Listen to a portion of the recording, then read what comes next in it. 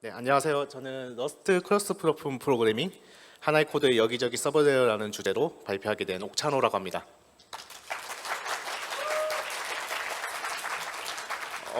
일단 그 시작에 앞서서 약간 주제를 잘못 걸었다는 생각이 많이 들고 있어요. 사실 제가 이제 그 발표 주제 제안 받았을 때는 러스트 관련으로 뭔가 발표를 해줬으면 좋겠다고 해서 이제 이걸로 주제를 택했는데 다른 분들 발표 주제가 다 공개되고 나니까 뭔가 저만 동떨어진 느낌을 좀 지울 수가 없더라고요. 그래서 아무래도 조금 핀트가 안 맞았나 생각이 약간 들긴 하는데 그래도 이제 이런 기회에 또 러스트라는 언어에 대해서 좀 소개도 드리고 이제 크로스 플랫폼 프로그래밍에 관심 있는 분들이 또 계실 것 같아서 주제는 고정하게 되었습니다. 뭐 관심 있는 분들이 오셨을 거라고 생각하고 저는 발표를 진행하도록 하겠습니다. 네, 저는 옥찬호라고 하고요. 현재는 모멘티라는 이제 스타트업에서 엔진 엔지니어로 일하고 있고요. 그 전에는 넥슨 코리아에서 게임 프로그래머로 일하면서 이제 물 엔진 만들고 이제 게임 컨텐츠 만드는 그런 일들을 좀 했습니다. 네, 그리고 C++ 코리아라는 커뮤니티를 운영하고 있고요. 근데 러스트를 하고 있네요, 지금은. 네, 조금 아이러니합니다. 네. 일단 발표를 들어가기 앞서서 몇 가지 설명을 드리고 좀 시작을 하려고 합니다. 일단은 이제 오늘 발표는 이제 러스트를 모르시는 분들도 이제 있으실 것 같아서 러스트 언어의 핵심 기능을 조금 가볍게 살펴보는 슬라이드 몇 장 넣었거든요. 근데 이제 많은 내용은 담지는 못하고 핵심적인 내용만 주로 담다 보니까 이제 좀 더 자세한 내용을 알고 싶으시면은 아무래도 이제 공식 문서가 좀 더 자세하게 잘 나와 있습니다. 그래서 러스트 공식 문서를 참고하시면 좋을 것 같고요. 그다음에 이제 제 발표가 40분인데 이게 크로스 플랫폼에 대한 전반을 다 소개하려고 보니까 이게 시간이 너무 촉박하더라고요. 그래서 오늘 발표에서는 아무래도 크로스 플랫폼 프로그래밍을 실제로 만들어 보는 예제를 다룰 텐데 그때 이제 그 러스트 바이너리 파일이랑 라이브러리 파일 만드는 단계까지는 여기서 다룰 거고요. 그 이후에 이제 실제 iOS 앱이나 이제 웹에서 연동하는 부분은 제가 저장소를 오늘 공개할 건데 그 저장소에서 별도로 설명 슬라이드를 좀 추가할 예정이에요. 거기서 살펴보시면 이제 연동하시는 데 도움이 되실 것 같습니다. 그리고 이제 오늘 발표하는 내용과 예제 코드는 제가 그 GitHub 저장소 저기에다가 이제 공개를 다 해놓은 상태고 이제 보충 자료는 아마 저녁에 추가할 것 같습니다. 그래서 참고하시면 좋을 것 같습니다. 오늘 목차는 크게 네 가지로 살펴볼 건데 일단 제가 크로스 플랫폼 프로그래밍을 하게 된 이유에 대해서 설명을 드릴 거고 이제 제가 회사에 이제 이직하고 나서의 이제 개발 상황이 어떻게 돌아가고 있었고 그리고 왜 러스트 선택했는가에 대해서 간단하게 소개를 드리려고 합니다. 그러고 나서 이제 러스트 언어에 대해서 좀 간단하게 소개를 드리고요. 그래서 기본 문법에 대해서 몇 가지 정도 맛보는 시간을 가질 거고 이제 그 다음에 실제로 러스트 크로스 플랫폼 프로그래밍을 해보면서 이제 스위프트를 연동해서 iOS에서 어떻게 이제 돌아가는 라이브러리 파일을 생성할지 그리고 웹에서 실행할 수 있도록 웹 어셈블리 바이너리 파일은 어떻게 생성하는지 이거에 대해서 간단하게 예제를 좀 살펴보려고 합니다. 그리고 마지막으로 이제 제가 1년 동안 러스트 크로스 프로그래밍 엔진을 만들면서 이제 시행착오를 겪었던 것들 문제에 대해서 어떻게 해결했는지 이런 것들 간단하게 이제 지식을 나누고자 합니다. 네, 우선 첫 번째로 크로스 플랫폼 프로그래밍 하게 된 이유에 대해서 먼저 좀 설명드리도록 하겠습니다. 네, 저는 이제 넥슨에서 6년 정도 일하다가 이제 제안을 받고 이제 작년에 이직을 하게 되었습니다. 그래서 이직을 받게 된 거는 이제 대기업과 다른 이제 작은 스타트업이었고 이제 뭐 러스트로 뭔가 만들려고 한다. 그래서 와줘서 뭔가 기여를 해줬으면 좋겠다. 이런 제안을 받고 이제 이직을 하게 되었는데요. 이제 이직하고 나서 첫 번째 업무로 받았던 게 이제 여러 플랫폼에서 사용할 수 있는 코어 엔진을 만들어 달라는 그런 업무를 받았습니다. 근데 이제 그 플랫폼이라고 하는 게 너무 다양했어요. 이제 뭐 iOS도 있었고 안드로이드도 있었고요. 그다음에 백엔드, 그다음 웹, 뭐 그 외에 이제 이후에는 뭐 다른 플랫폼이 생기게 되면은 그 플랫폼들도 모두 커버할 수 있는. 그래서 플랫폼은 여러 개 있지만 거기에 이제 핵심 로직은 하나의 코드로 돌아갈 수 있게끔 작업을 해달라는 부탁을 받았던 거죠. 그래서 일단은 이 업무를 받기 전에 이제 기존에 어떻게 개발되고 있는지 먼저 상황을 파악해야 됐었어요. 그래서 기존에 어떻게 개발하고 있었는가 살펴봤더니 이제 똑같은 기능을 하는 엔진 코드가 이제 각 여러 플랫폼에 각각 구현되어 있었어요. 그래서 iOS 앱이 있었는데 iOS 앱 같은 경우에는 이제 C나 오브젝티브 C 기반으로 엔진이 구현되어 있었고요. 그다음에 프론트엔드 같은 경우에는 타입스크립트 기반의 또 엔진 코드가 구현이 되어 있었어요. 그래서 똑같은 기능을 하는 엔진 코드가 두 번이 있었던 거죠. 그래서 이게 이런 경우에 이제 새로운 기능을 뭔가 구현해야 되거나 또는 이제 기존 기능에 뭔가 수정이 필요하다. 그런 요청이 들어오면은 이제 각 플랫폼마다 또 작업을 해줘야 되는 거예요. 그래서 iOS 앱 같은 경우에는 C 코드를 구현하고 나서 오브젝티브 C 코드를 통해서 또 앱에 적용을 해야 됐었고, 그다음 프론트엔드 같은 경우에는 타입스크립트 코드를 구현해서 또 웹에 적용해야 되는, 그렇게 이제 두 명의 사람이 각각 또 엔진을 좀 작업해야 되는 그런 상황이 있었습니다. 이렇게 하면 어떤 문제점이 있냐면 이제 어떤 기능을 추가 삭제하거나 변경해야 할 때 이제 지원하는 플랫폼마다 이제 작업을 해줘야 되는 케이스가 당연히 존재하죠.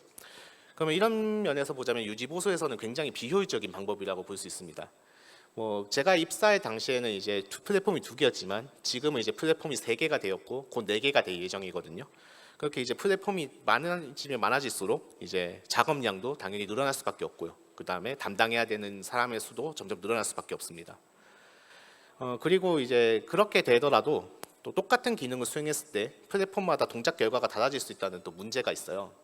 왜냐하면은 이제 플랫폼마다 구현하는 사람이 서로 다를 수밖에 없죠. 왜냐하면 각 언어에 익숙한 사람들이 서로 다르기 때문에. 그러면 이제 발생하는 문제가 이제 똑같은 기능을 할 거라고 기대를 하지만 이제 세부적인 동작의 구현이 달라짐으로 인해서 이제 뭐 만드는 사람의 문제가 아니라 이걸 이제 앱이나 웹을 쓰는 사람 입장에서는 똑같은 동작을 하기 기대했는데 서로 다른 결과가 발생함으로 인해서 불편함을 초래할 수 있는 거죠. 그래서 이런 부분들을 좀 개선해야겠다 이런 생각을 하게 되었습니다. 그래서 어떻게 개선하면 좋을까를 이제 고민하게 되었는데 이제 어쨌든 플랫폼마다 로직을 구현하는 방식에서는 좀 벗어나야겠다는 생각이 들었어요. 그러면 기왕이면은 하나에서 작업해가지고 그냥 여러 플랫폼에서 쓸 수 있도록 익스포트를 해주면 좋겠다 그런 생각이 있었고, 그럼 이제 이 다양한 플랫폼에 어떻게 대응을 해야 될까? 이제 저희가 이제 담당해야 되는 게 크게 네 가지였는데 iOS 앱, 안드로이드 앱, 그다음 백엔드, 웹사이트 이렇게 네 가지가 있었는데 이제 iOS 앱 같은 경우에는 이제 스위프트 API를 통해서 이제 엔진 코드를 쓸 수 있게끔 제공을 해주고, 안드로이드 앱 같은 경우에는 코튼 API를 제공해주고, 그다음 백엔드는 저희가 엘릭서로 구현이 되어 있는데 이제 백엔드 같은 경우에는 엘릭서 API를 제공해줄 수 있으면 될 거고, 그다음 웹사이트 같은 경우에는 이제 웹 어셈블리 바이너리 파일을 이제 그 트랜스 파일에서 제공해 줄 수 있으면 오케이라는 거죠. 그래서 이런 이제 조건을 가지고 이제 어떤 언어를 선택해야 될까 이제 고민을 좀 했습니다. 그래서 이제 이런 언어들을 지원하기 위해서 API랑 웹 어셈블리 코드를 만들 수 있는 언어들을 좀 이제 후보군을 좀 추려봤었어요. 그래서 보면 이제 저희가 아무래도 좀 대중적으로 사용하고 있는 언어들은 대부분 지원을 하고 있거든요. 뭐 예를 들면 C++도 그렇고 자바도 그렇고 고도 있었고 러스트 있었고 후보군이 여러 가지가 있었습니다. 그래서 저희가 이제 내부적인 논의를 통해서 최종적으로는 C++랑 이제 러스트를 두고 고민했었거든요. 이제 그 중에서 이제 러스트를 이제 선택하게 되었는데 이제 러스트 선택한 이유는 크게 몇 가지가 있는데 아무래도 이제 가장 큰 이유는 두 가지였던 것 같아요. 첫 번째는 아무래도 메모리 안정성. 그래서 C++ 같은 경우에는 이제 메모리를 자유자재로 다룰 수 있지만 이제 반면에 이제 내가 메모리를 잘못 사용했을 때 되게 치명적인 결과를 안게 되죠. 그런 것들을 좀 미연에 방지하고 싶었고요. 그 다음에 이제 웹 어셈블리 바이너리를 만드는 난도를 보자면 C++ 같은 경우에 이제 M 스크립트로 제작을 해서 이제 웹 어셈블리로 만들어야 되는 과정이 있었고요. 러스트 같은 경우에는 이제 러스트 와즘이라는 이제 라이브러리를 통해서 되게 손쉽게 배포할 수 있었어요. 그래서 웹 어셈블리 바이너리를 훨씬 더 쉽게 만들 수 있는 언어인 러스트를 결론적으로는 선택하게 되었습니다. 그래서 현재 저희 회사의 프로젝트 구조는 요약하자면 다음과 같은데요. 그래서 같은 동작을 하는 프로그램을 여러 플랫폼에서 사용할 수 있도록 만들고 있고요. 그래서 iOS 앱 같은 경우에 이제 스위프트로 제공을 하고 있고, 안드로이드 앱 같은 경우에는 코틀린으로, 그다음 프론트엔드는 타입스크립트랑 웹 어셈블리를 통해서 제공하고 있고요. 백엔드는 엘릭서 API를 제공하고 있습니다. 그래서 각 플랫폼에서 사용자 입력에 따라 로직을 처리하고 결과물을 보여주기 위한 코드를 개별적으로 개발하고 있고요. 그래서 코어 엔진은 러스트로 되어 있고, 그다음에 이제 내부적으로는 리액티브X를 사용하고 있어요. 그래서 리액티브X의 러스트 구현체를 이제 직접 구현해서 사용하고 있고요. 이제 그걸 FFL을 통해서 이제 각 플랫폼의 API로 작성하고, 그다음 TS 파일을 통해서 웹어셈블리 바이너리 파일을 만들어주는 그런 형태의 구조로 되어 있습니다. 현재는. 그래서 이렇게 해서 이제 크로스 플랫폼 프로그래밍을 하게 되었고요. 근데 이제 크로스 플랫폼 이야기를 하려면 이제 러스트에 대한 간단한 소개가 좀 필요할 것 같아요. 물론 이제 오늘 오신 분들 중에서는 러스트를 많이 다뤄보시고 익숙한 분들도 계실 거라고 생각하지만 러스트라는 언어가 아직은 그렇게 대중적으로 많이 알려진 언어는 아니기 때문에 러스트 언어에 대한 간단한 소개를 하고 좀 넘어가려고 합니다. 러스트라는 언어는 이제 모질라 재단에서 2010년 7월 7일에 처음 발표했던 언어고요. 현재는 이제 모질라 재단에서 이제 러스트 재단이라는 독립 재단으로 이제 독립한 이후에 이제 여러 대형 회사들의 지원을 받으면서 이제 개발이 진행되고 있습니다. 러스트 언어의 특징은 이제 여러 가지가 있겠지만 이제 무엇보다 많이 강조되는 게 아무래도 안전한 메모리 관리에 많이 초점이 맞춰져 있고요. 그다음에 이제 뭐 예외 처리나 에러 관리에도 굉장히 빡빡한 편입니다. 그다음에 이제 열거체 시스템이 약간 특이한 편이고, 그다음에 트레이트라는 개념을 통해 가지고 이제 특수화 같은 걸 지원하고 있고요. 그다음에 하이지닉 매크로라고 해서 매크로를 좀 더 이제 자유자재로 사용할 수 있는 그런 기능들을 제공하고, 그다음에 이제 비동기 프로그래밍을 지원하고, 이제 마지막으로 제너릭도 제공하고 있고, 뭐 여기 다루진 않았지만 그 외에 많은 기능들을 제공하고 있습니다. 그래서 왼쪽에 있는 마크가 이제 러스트 언어의 공식 마크고요. 이제 오른쪽은 비공식 마크인데 비공식 마크를 좀 더 많이 사용하고 있습니다. 귀여워서요.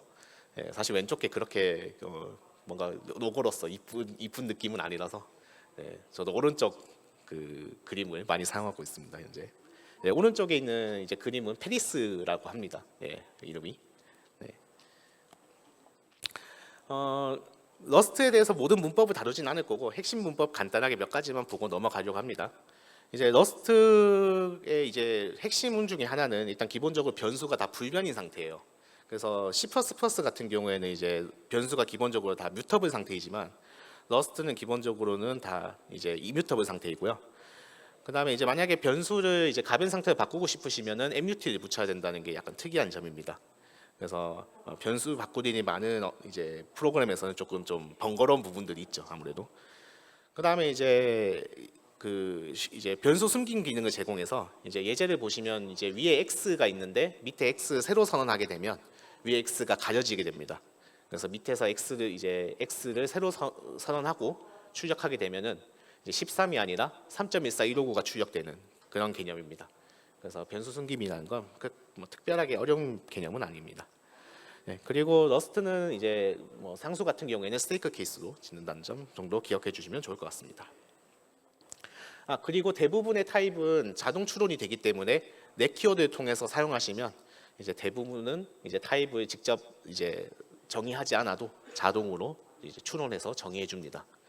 재밌는 점은 뭐 위에서 이런 것도 있어요. 뭐 예를 들면은 이제 기본적으로 뭐 32비트 인테저로 이제 추론을 하다가 밑에서 64비트로 그 계산을 해야 되는 로직이 들어오게 되면 자동적으로 i64로 이제 바뀌어서 추론을 하게 됩니다. 그래서 좀 똑똑한 컴파일러를 갖고 있어요.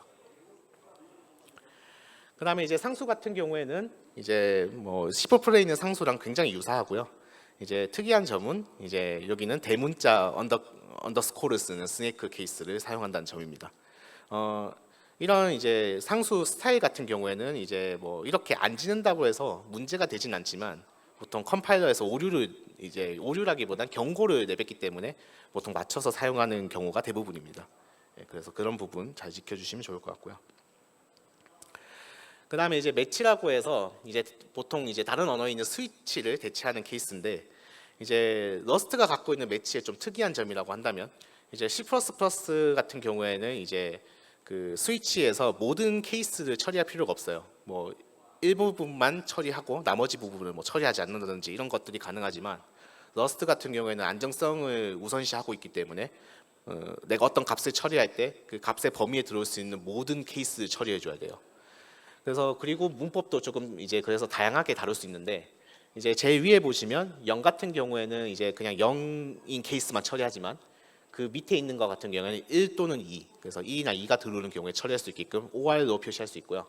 그 다음에 이제 레인지 범위를 표시할 수 있게끔 이제 3에서 9까지 이렇게 표기하는 방법도 있습니다. 그 다음에 밑에가 약간 특이한데 10에서 100까지 범위에 들어오는 값들을 매치드 넘이라는 변수에 넣어줘서 뭔가 처리하는 로직을 만들 수도 있어요. 이런 거 같은 경우에는 이제 변수에 담기 때문에 뭐 여기다가 어떤 값을 또 더해가지고 뭔가 처리하게 만들 수 있겠죠. 예, 그런 형태의 로직도 가능하고, 밑에 이제 언더스코어가 있는 경우에는 이제 나머지 값들을 그냥 한꺼번에 처리하는 로직이라고 생각하시면 됩니다. 그래서 일반적으로 스위치 케이스 있는 디폴트라고 생각하시면 편할 것 같아요. 그래서 여기서도 모든 범위를 다루고 있기 때문에 코드가 문제없이 실행이 되는 거고, 만약에 모든 범위를 커버하지 않으면 러스트에서 오류를 내뱉습니다. 그래서 모든 경우를 처리하라고 강제적으로 이제 지정을 하고 있어요. 그런 부분이 이제 러스트가 갖고 있는 철학 중에 하나라고 볼 수 있겠습니다. 그 다음에 이제 러스트가 갖고 있는 또 특이한 타입 중에 하나가 옵션인데요. 이제 러스트에는 기본적으로 널 타입이 없습니다. 근데 우리가 이제 개발을 하다 보면 널한 것들 표현해야 되는 경우가 있어요.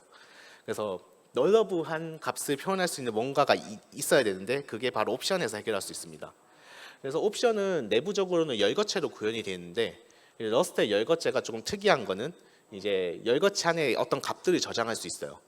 그래서 보시면 옵션에 보시면 이제 논과 썸이라는 게 있는데, 이제 썸에는 어떤 t라는 타입이 저장되는 거죠. 그래서 이제 뭔가 들고 있다는 의미고, 그 들고 있는 값을 이제 t 타입으로 저장할 수 있는 개념입니다. 만약에 어떤 값이 이제 없다, 그래서 널럽을 한 걸 표현하고 싶다면 이제 논으로 표시하면 되는 거예요. 그래서 예제를 보시면은 이제 is 썸이냐 is 논이냐 따라서 이제 구분해서 처리할 수 있고요. 그래서 썸인 경우에는 이제 값을 꺼내 와가지고 그 값을 이제 뭐 출력한다든지 뭐 어떤 연산을 한다든지 그런 것들이 가능하고, 논인 경우에는 실행을 하면 안 되겠죠. 그래서 논인 경우에 이제 억지로 값을 빼내려고 하면 이제 크래시가 발생하게 됩니다. 그래서 이제 널인지 아닌지 체크를 하고 이제 옵션의 값을 빼내야 되는 그런 이제 로직을 반드시 작성을 해줘야겠죠. 그래서 옵션이 이제 러스트가 갖고 있는 좀 특이한 타입 중에 하나라고 볼 수 있겠습니다. 비슷하게 이제 리절트라는 이제 값도 있는데요. 이제 리절트는 이제 역시나 리절트도 열거체로 표현하지만, 이제 리절트라는 거는 어떤 이제 문법 뭐 로직이나 함수의 결과를 나타낼 때 많이 사용합니다. 보시면은 이제 열거체에 보면 OK라는 게 있고 ERR이라는 게 있잖아요. 그러면 이제 OK는 이제 어떤 뭐 함수의 동작이 성공적으로 종료되었을 때 이제 OK라는 값을 반환하면 되는 거고, 그 값의 리턴 타입은 이제 T라는 타입에 저장을 하면 됩니다. 근데 만약에 이제 어떤 함수의 로직을 실행하다가 오류가 발생하게 되면 이제 그때는 ERR 타입으로 리턴을 하면 되고, 그때 E는 이제 보통 오류 메시지를 담아서 리턴해 줍니다. 그러면 이제 함수의 결과를 받아가지고 이제 OK냐 ERR이냐 따라가지고 OK라면 어떤 값에 이제 꺼내 와서 이제 이후 로직을 처리해 주면 되고, 이제 ERR인 경우에는 이제 그 에러 메시지를 출력한 다음에 뭐 필요한 조치들 취해 주면 되겠죠. 뭐 패닉 상태를 뭐 유발한다거나 아니면 뭐 이제 예외 처리를 별도로 해준다거나, 그런 처리들을 이제 쉽게 할 수 있는 개념이 리절트라는 또 열거체가 존재합니다. 그 다음에 이제 러스트가 갖고 있는 가장 이제 특징 중에 하나가 소유권인데요.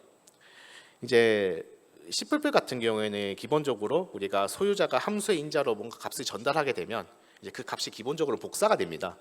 근데 러스트 같은 경우에는 이제 어떤 이제 값을 소유자가 함수의 인자로 전달을 하게 되면 그 소유권이 그 함수의 매개 변수로 이동이 됩니다. 그래서 복사가 아니고 이동된다는 점이 굉장히 중요하고요. 그래서 이게 왜 중요하냐면, 한번 이동이 되고 나면 이제 그 원래 함수에 있던 함수에서는 변수를 더 이상 사용할 수가 없게 돼요. 왜냐하면 이미 값이 이동이 되었기 때문에 그 값이 거기에 더 이상 존재하지 않게 되고, 그래서 또 다시 사용하게 되면 오류가 발생하게 되는 것이죠. 그래서 러스트에서는 이렇게 이제 값이 이동이 되는지 복사가 되는지 판단하는 게 굉장히 중요하고, 그래서 그거에 따라서 로직을 잘 작성해 줘야 되는 게 특징이고요. 그래서 러스트에서 이런 참조 규칙을 잘 파악하고 계셔야 됩니다. 그래서 러스트의 참조 규칙에서는 이제 변경 가능한 참조는 단 하나만 만들 수 있고요. 변경 불가능한 참조는 여러 개 만들 수 있습니다. 그러니까 왜냐하면 일기 전용이기 때문에 여러 개 만들 수 있고요. 근데 또 변경 가능한 참조랑 변경 불가능한 참조가 동시에 존재하지는 못해요. 왜냐하면 이렇게 되면은 값의 불변성이 보장이 되지 않기 때문에 러스트 입장에서는 이제 변경을 할 거면 하나만 갖고 있든지, 이제 변경 불가능하게 가질 거면은 여러 개 갖고 있든지 둘 중에 하나만 허용하도록 하고 있습니다. 그리고 이제 어떤 값을 참조하는 경우에는 어떤 A라는 값을 참조하는 B라는 변수가 있을 때 당연히 B가 더 오래 살 수는 없죠. 왜냐하면 얘가 참조하고 있는 입장이기 때문에. 그래서 A가 반드시 더 오래 살아야 되고, 만약에 B가 더 오래 살 수 있는 경우가 존재하면 그때도 러스트는 컴파일러에서 검사를 한 뒤에 오류를 이제 발생시킵니다. 그래서 그런 메모리나 이제 소유권 관련된 부분에서는 러스트가 굉장히 빡빡하게 검사를 하는 편이고, 이제 그거를 지켜주지 않으면 이제 빌드에서 오류가 발생하게 되는 그런 과정을 거치게 됩니다. 그래서 러스트를 처음 하시는 분들은 이런 소유권 개념에 굉장히 많이 어려움을 느끼시고, 이제 저 같은 경우에도 그 러스트 하는 사람들은 그런 말이 있어요. 그래서 빌드 한번 하기가 되게 어렵다. 예. 그 러스트 하는 사람들은 이제 빌드가 되면은 뭔가 동작이 잘 된다는 걸 보장할 수 있는데, 그 빌드 한번 보기가 되게 어렵다, 이런 얘기들 많이 합니다. 예, 저도 그래서 가끔 이제 러스트로 뭔가 프로그램을 만들 때 한 번에 뭔가 빌드가 되면 이상하게 생각해요. 내가 뭔가 잘못 만드는 게 아닐까. 예, 그래서 그런 부분들이 좀 있습니다. 그러다 보니까 이제 소유권 같은 개념이 등장하면서 같이 등장하는 게 생명주기입니다. 그래서 러스트의 컴파일러는 모든 변수가 언제부터 생명을 갖게 되고 언제까지 살아 있는지를 전부 검사를 합니다. 그래서 그 컴파일하는 과정에서 실제로 생명이 어느 정도로 유지되는가를 이제 검사하는 별도의 변수들이 다 들어가요, 컴파일 과정에서. 그래서 참조가 절대로 그 소유자보다 더 오래 존재하지 못하도록 검증을 시도합니다, 그 컴파일 과정에서. 그래서 보통은 이제 컴파일러에서 내부적으로 자동으로 넣어서 검사를 시도하는데, 함수가 굉장히 복잡하고 로직이 복잡한 경우에는 이제 컴파일러가 판단하지 못하는 경우도 간혹 존재합니다.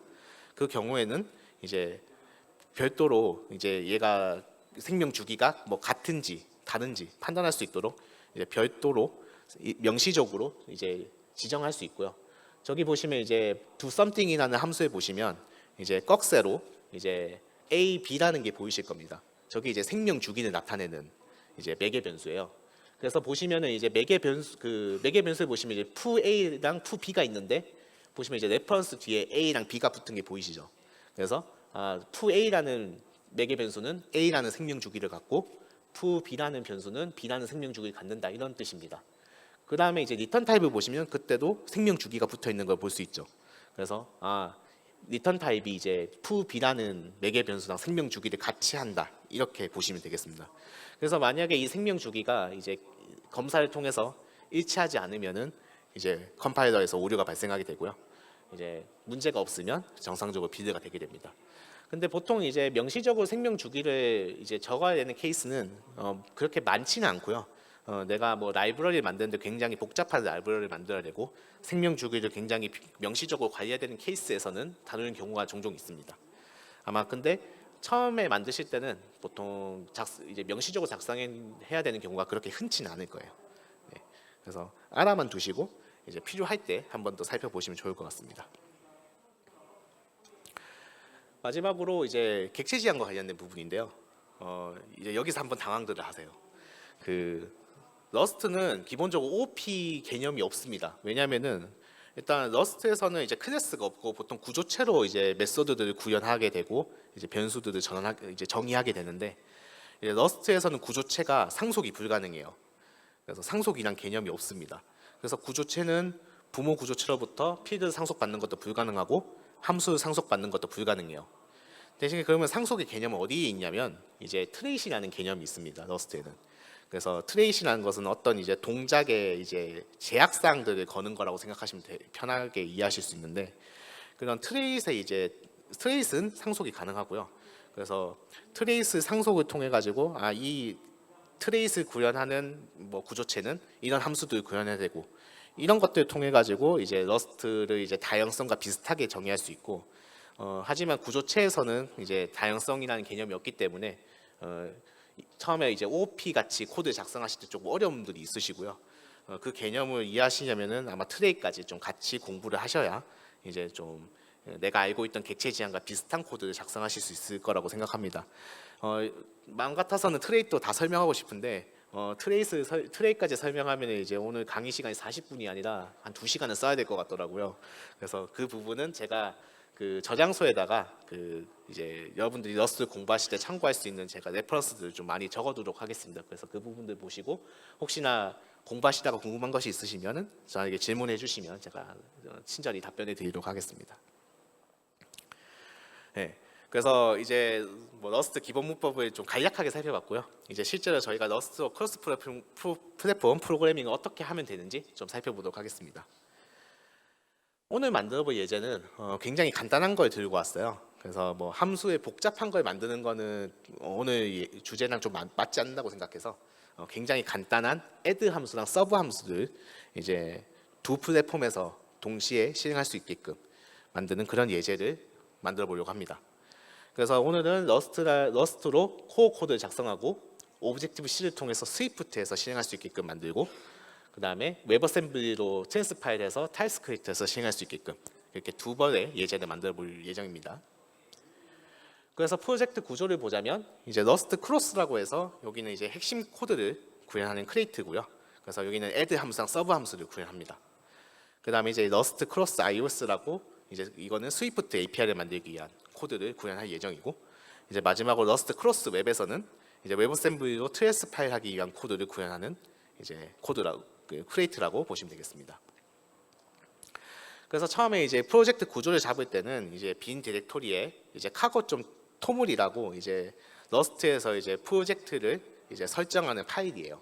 그래서 거기다가 이제 파일을 만든 뒤에 이제 제가 3개의 프로젝트를 만들 거기 때문에 워크스페이스에다가 이제 멤버스로 러스트 크로스 iOS, 러스트 크로스 웹이라고 해서 이렇게 3개의 이제 프로젝트를 이렇게 만들어 준다고 이렇게 작성을 해주면 되고요. 그러고 나서 이제 러스트 크로스부터 만들어 보도록 하겠습니다. 그래서 이제 일단 새 러스트 라이브러리 프로젝트를 만들어야 되는데 이제 라이브러리 프로젝트 만드실 때는 이제 카고 new라는 명령을 통해서 만드실 수 있어요.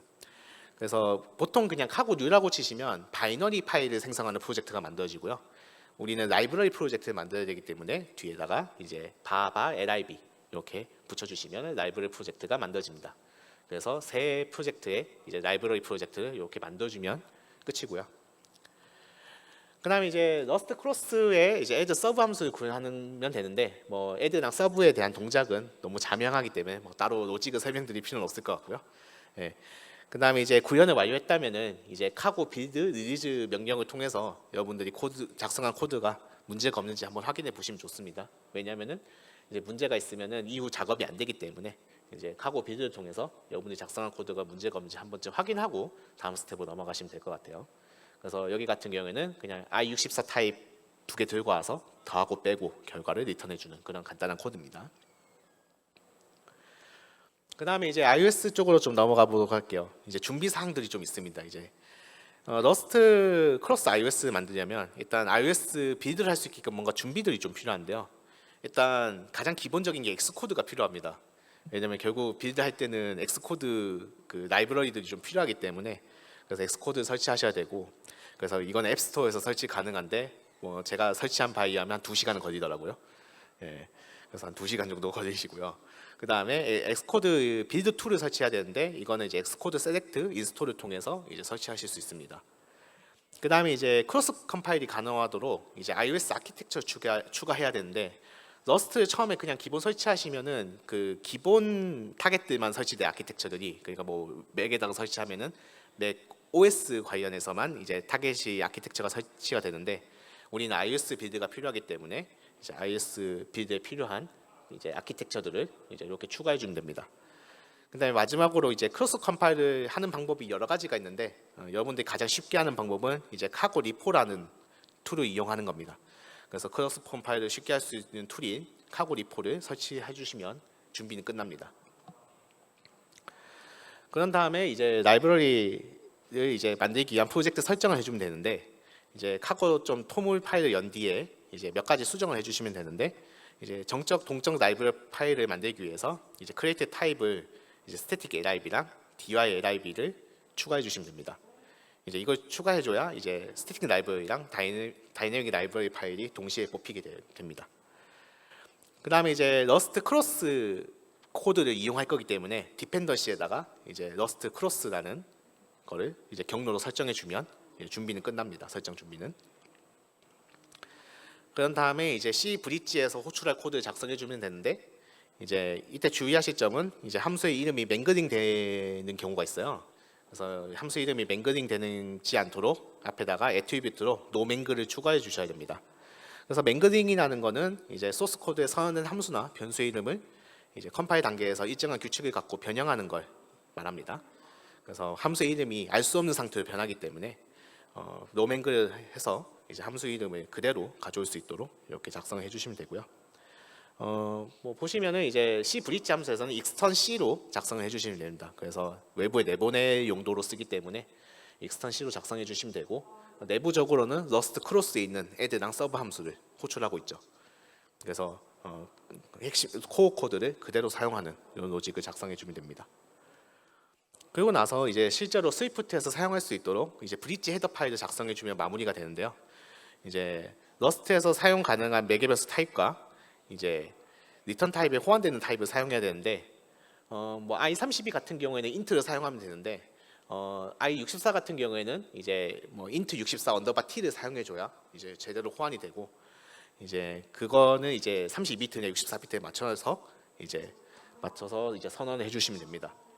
그래서 구현을 완료했다면은 이제 카고 리포 리리즈 명령을 통해서 정상적으로 실행되었다면 여러분들이 이제 A라는 파일을 보실 수 있을 거예요. 그럼 스태틱 라이브러리가 정상적으로 생성되었다는 뜻이고, 그 파일을 이용해서 이제 iOS 엑스코드 프로젝트에서 이제 그 A 파일을 불러와서 이제 실제로 스위프트에서 사용하시면 되는데, 그거에 관한 이야기는 이제 저장소에서 따로 제가 보충 슬라이드로 이제 다뤄놓도록 하겠습니다. 그 다음에 이제 웹 어셈블리 빌드를 위한 준비도 해야 될 텐데요. 이제 러스트에서 이제 웹 어셈블리 바이너리 파일을 빌드해준 툴이 이제 와즘팩이라고 있어요. 그 와즘팩을 설치해 주시면 이제 굉장히 간편하게 웹 어셈블리 파일을 만들 수 있고요. 그 다음에 이제 실제로 웹 어셈블리 빌드된 파일을 이제 타입스크립트나 자바스크립트랑 연동한 다음에 실행을 해봐야 되잖아요. 그래서 실행하기 위해서는 뭐 여러 가지 도구가 있겠지만 뭐 보통 많이 사용하는 패키지 매니저인 npm을 설치해 주시면 굉장히 편하게 사용하실 수 있습니다. 네, 뭐 노드.js도 같이 설치해 주시면 좋고요. 그 다음에 이제 프로젝트 설정을 똑같이 해주시면 되는데, 뭐 여기도 비슷하게 이제 lib에 이제 cdylib, rlib로 이제 설정해 주셔서 이제 시스템이 동적 시스템, 그다음 러스트 라이브러리 파일 만들 수 있도록 설정을 해주시면 되고요.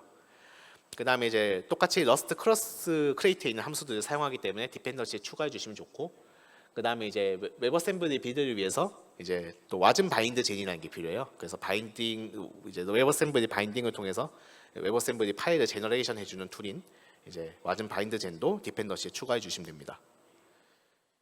그리고 나서 이제 여러분들이 하셔야 될 일은 크게 많지 않은데요. 뭐 아까 전과 비슷하죠, 코드가. 그래서 보시면 이제 다른 점이 있다면 노맹글 대신에 와즘 바인드 젠이라는 애트리뷰트를 넣게 됩니다. 이런 와즘 바인드 젠이라는 애트리뷰트를 넣게 되면은 이제 아까 전에 봤던 디펜던시에서 자동으로 이 애트리뷰트를 읽고 웹 어셈블리랑 호환되는 웹 어셈블리 파일로 만들어줍니다. 그래서 여러분들이 이렇게 코드 작성하시고 나서는 이제 와즘팩 빌드 명령을 통해서 정상적으로 웹 어셈블리 파일이 빌드되는지 확인해 보실 수 있어요. 그래서 코드에 문제가 없다면은 이제 생성된 걸 보실 수 있을 겁니다. 그래서 이제 생성된 웹 어셈블리 파일과 이제 타입스크립트의 연동을 통해서 여러분들 이제 타입스크립트에서 러스트로 만들어진 웹 어셈블리 파일을 연동하실 수 있어요. 그 부분도 이제 저장소에다가 별도 슬라이드로 좀 추가를 해두도록 하겠습니다. 그리고 이제 마지막으로 제가 이제 실제 웹 어셈블리랑 이제 iOS 또는 안드로이드 등등을 이제 크로스 플랫폼 프로그래밍 하면서 겪었던 몇 가지 문제점들, 그리고 그것들 어떻게 해결했는지에 대해서 몇 가지 팁을 공유해 드리고자 합니다. 제가 제일 먼저 겪었던 거는 이제 애플리케이션 프리징 문제였어요. 그래서 저희가 이제 엔진을 이제 스위프트랑 호환되게 구현을 하고 나서 이제 정상적으로 iOS에 이제 넣는 데는 성공을 했거든요. 근데 이제 넣고 나니까 어떤 문제가 생기냐면, 스위프트로 만들어진 앱에서 어떤 동작을 수행하기 위해서 이제 UI 버튼을 누릅니다. 그럼 누르면 이제 러스트 인스턴스 포인터를 통해서 이제 실제로 러스트 코드가 실행이 되는데, 그 러스트 엔진에서 처리되는 동안에 이게 프리징이 걸리는 문제가 발생하는 거예요. 그래서 저희 같은 경우에는 이제 그 렌더링 하는 거를 러스트 엔진에서 요청을 계속 보내주는데, 그 부분이 이제 계속 렌더링 요청을 하다 보니까 스위프트 앱이 계속 엔진이 실행되는 동안 바삐 돌다 보니까 멈춤 상태가 계속 유지되는 거죠. 그러니까 렌더링 요청을 했지만 실제로 렌더링을 볼 수 없는 그런 상태가 돼버린 거예요. 그래서 그 원인을 찾아보니까 이제 스위프트에서 필요한 함수들을 직접 호출하고 있었고 그런 모든 함수 호출이 당연히 동기적으로 시행되고 있었거든요. 그래서 동기적으로 시행되는 동안에는 당연히 프리징이 걸릴 수밖에 없는 그런 구조였어요. 그래서 이렇게 해가지고는 우리가 원하는 동작을 제대로 수행할 수 없겠구나. 그래서 이 구조를 어떻게 개선할까 하다가 이제 어떻게 개선을 했냐면 이제 구조를 조금 바꿨습니다. 그래서 구조를 어떻게 바꿨냐면 이제 엔진에 대한 모든 요청을 처리하는 워커 스레드를 이제 백그라운드 스레드에서 동작하게 만들어줘요. 그래서 이제 요청을 하면은 잡큐에다가 이제 요청 메시지를 다 넣어주는 거죠. 그래서 그 요청 메시지 넣어주면은 이제 백그라운드 스레드에서 워커를 통해서 이제 그 실제로 러스트 코드에는 이제 비동기적으로 처리하게끔 그렇게 넣어주는 거죠. 그렇게 되면은 이제 어차피 러스트 인스턴스 포인터 입장에서는 그냥 잡에다가 큐에다가 넣어주면 끝이기 때문에 프리징 걸리는 문제가 없고, 그다음 이제 러스트 코드에서는 비동기적으로 실행하면서 이제 스위프트 쪽으로 다시 결과를 내보내주니까 이제 기존에 있었던 프리징 문제가 해결이 되었습니다. 그래서 여러분들이 실제로 UI 동작과 연계하실 때는 이렇게 이제 잡큐를 생성하셔서 이제 비동기적으로 해결을 하셔야 이제 문제가 없을 거라는 점을 이제 드리고 싶었고요. 그다음에 이제 두 번째로 웹어셈블리 관련돼서 또 문제가 있었어요. 이제 러스트랑 웹어셈블리 연동하셨을 때 이제 코드를 보시면 이제 특히나 이렇게 이제 러스트에서는 별로 보고 싶지 않은 장면 중에 하나인데, 이제 우리가 러스트가 이제 그 메모리 관련 문제가 안 생기길 바라고 짜잖아요. 근데 이제 런타임에 터지는 경우들이 있습니다. 이런 식으로 런타임에 터지면 굉장히 골치가 아파요. 보시면 아시겠지만 이제 우리가 이제 보통 런타임에 이제 코드가 이제 뭔가 크래시가 나게 되면 이제 스택 트레이스가 뜨게 되는데, 이제 스택을 보시면 아시겠지만 우리가 기대하는 그런 뭐 함수들 목록이 있잖아요. 근데 그렇게 뜨는 게 아니고 보시면 이제 펑션 3992 무슨 암호화 걸어놓은 듯이 내가 알 수 없는 함수들의 이름으로 바뀌어 있어요. 이렇게 되면 뭐가 문제냐면 어디에 원인인지 전혀 파악할 수가 없습니다. 그래서 맹글링 돼버리면 이렇게 이제 문제가 생기는데, 이 맹글링을 이제 풀어야 되는 이제 또 문제가 있더라고요. 근데 이제 인터넷에 찾아보니까 맹글링 푸는 방법들을 이제 저도 해봤는데 잘 안 되더라고요. 근데 알고 보니까 그 A라는 방법과 B라는 방법을 각각 알려줬는데 A라는 방법만 쓰고 B라는 방법만 쓰면 안 되더라고요. 근데 두 개 섞어 쓰니까 되더라고요. 그래서 두 개 섞어 쓰는 방법은 다음과 같습니다. 그래서 두 가지 설정을 해주셔야 되는데, 일단 그 웹어셈블리 코드를 배포하는 크레이트의 카고.toml에다가 이제 빌드 설정을 좀 해주시면 되는데, 특히 이제 우리가 디버깅 할 때는 데브 빌드로 많이 하실 거잖아요. 데브 빌드 하실 때 디맹글 네임 섹션이라는 이제 속성이 있습니다. 그거를 true로 설정하시고, 근데 이것만 true로 설정하면 해결이 안 돼요. 그래서 뭘 추가로 하셔야 되냐면 wasm opt라는 이제 개념 그 플래그가 있는데 거기다가 g라는 걸 추가해 주셔야 이제 b로서 해결됩니다. 플래그 g를 붙이면은 이제 심볼 정보들이 이제 빠지지 않고 그대로 들어가게 돼요. 그래서 그 심볼 정보가 있고 디맹글 네임 섹션이 조합이 돼야 비로소 우리가 이제 디맹글링된 콜스택을 볼 수가 있습니다. 그래서 이렇게 wasm 파일이 빌드되면 이제 붙여넣기 하고 실행하시면 되는데, 이제 이러면은 간혹 이제 저희 같이 좀 이제 크기가 큰 엔진인 경우에 이제 스택 사이즈가 초과됐다는 오류를 보시는 경우가 간혹 있습니다. 이제 그 경우에는 이제 스택 사이즈를 강제로 좀 올리셔야 돼요. 왜냐하면 이제 심볼 정보가 굉장히 거대하기 때문에 그 심볼 정보들 다 담으려면 스택 크기를 좀 늘려주시는 게 좋고요. 근데 이제 이게 보안 이슈가 있어가지고 노드 옵션스에다가 바로 넣어가지고 사용하는 방법은 안 되더라고요. 그래서 그 방법을 이제 쓰지 못하고 저 같은 경우에는 패키지.json에다가 npm 스태트 하는 부분에 강제로 이 플래그를 집어넣는 걸로 해결을 받습니다. 그래서 이렇게 하면은 이제 비로소 이제 심볼 정보들이 모두 포함된 채로 이제 웹 어셈블리 파일을 불러오게 되는데 꽤 오래 걸려요. 왜냐하면 정보가 굉장히 많기 때문에 저희 프로젝트 같은 경우에는 거의 5분에서 10분 정도 기다려야 됩니다. 한번 띄우는데. 그래서 좀 인내하고 이때가 기회니까 커피 한 잔 드시고 오시고 화장실도 다녀오시고 이러시면 됩니다. 그렇게 다녀와서 보시면 이제 비로소 아까 전에 봤던 맹글링들이 다 풀리고 이제 깔끔한 콜스택을 보실 수 있어요. 그러면 이제 내가 원인이 어디 있는지 좀 명확하게 찾아볼 수 있겠죠. 네, 이런 식의 팁들을 알고 가시면은 이제 그 러스트 크로스 플랫폼 프로그래밍 하는데 좀 도움이 되실 것 같고요. 이 발음이 되게 어렵네요. 네, 그래서 제가 준비한 발표는 이 정도에서 마무리할 수 있을 것 같고요. 마지막으로 저희 회사는 이제 사람을 많이 뽑고 있고요. 특히나 이제 저랑 같이 이런 러스트 크로스 플랫폼 프로그래밍 엔진을 만드실 분들도 찾고 있고요. 뭐 그 외에 iOS나 뭐 프론트엔드, 백엔드 개발자들 많이 뽑고 있으니까 관심 있으신 분들은 이제 들어가 보시고 또 저한테 메일 주시면 제가 커피챗 잘 해드리도록 하겠습니다. 네, 오늘 발표 들어주셔서 감사드리고요. 궁금한 점 있으시면 이메일이나 기터브 또는 페이스북, 트위터를 통해서 연락해 주시면 제가 친절히 답변해 드리도록 하겠습니다. 네, 오늘 들어주셔서 감사합니다.